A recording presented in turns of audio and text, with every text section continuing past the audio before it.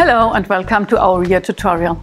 My name is Sigrid Liebler and today I will show you how to use the LabelTower for random inspections of a product packaging regarding to correctness, completeness and readability, and also how to verify the code quality of a barcode or 2D code in one single combined inspection station.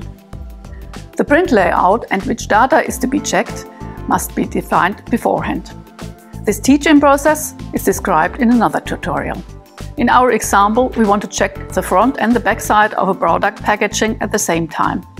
For this, I place two samples next to each other on the working surface. The front of one package faces upwards, the other faces downwards. The orientation doesn't matter, as the software recognizes the layout in all rotational directions.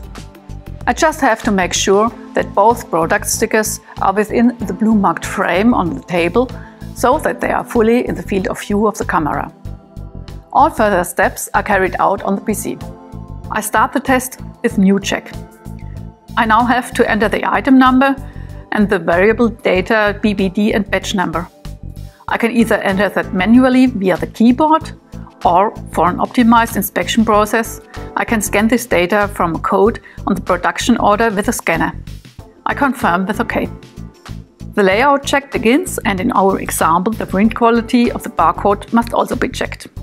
I have to turn over the package because the barcode measures from below. Now I have to position the barcode in the area of the crosshairs. When the software recognizes the code, it is highlighted in green. I start the measurement with Continue.